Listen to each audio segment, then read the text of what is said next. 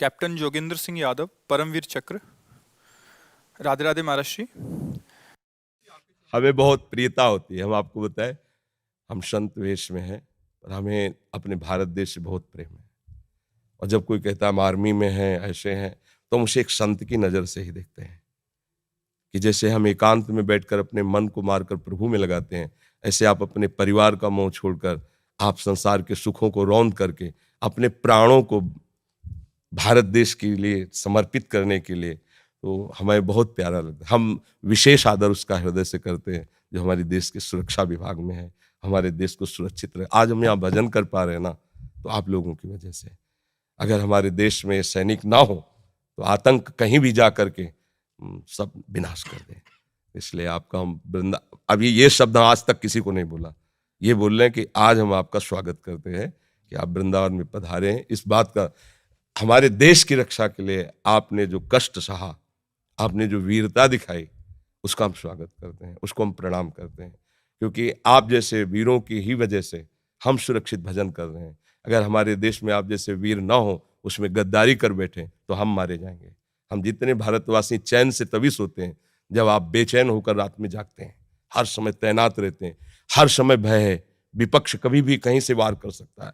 आप अपने परिवार का मोह त्याग करके, आपको पता है कि 1 मिनट में शरीर जा सकता है, और आप वहां तैनात होकर के हर प्रयास, अभी इन्होंने आपको विषय में बताया कि आपने 12 गोलियां शरीर में खाई, फिर भी भारत के लिए हमारा हृदय भर आया आपके लिए कि हम स्वागत करते हैं हृदय से। ऐसा ही चाहिए, ऐसा ही शूरवीर योद्धा भगवान का रिझाने वाला भक्त बनता है। देखो, भगवान इस पर प्रसन्न हुए। आप जहां आए हो, यहाँ आना सहज नहीं है।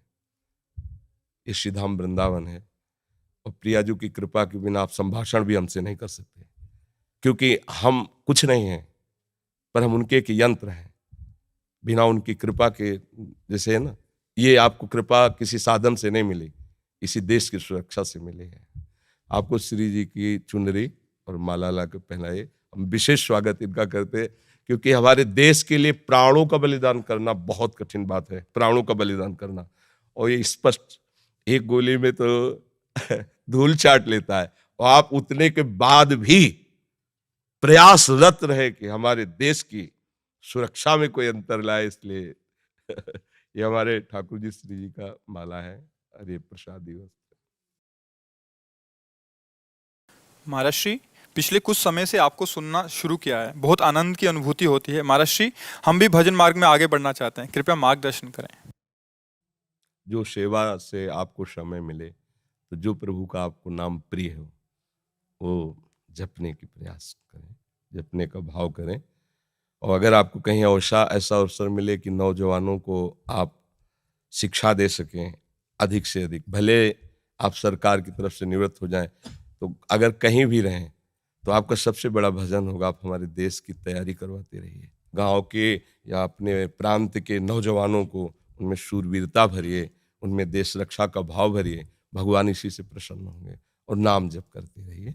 और सत्संग सुनने से है कि असत धारणाएं नष्ट हो जाती हैं, वास्तविक बात समझ में आती। एक दिन शरीर तो जाएगा ना, तो अब जहां जाना है उस ठिकाने, देखो कितनी कृपा आपके ऊपर है कि आपने वो प्राप्त किया है।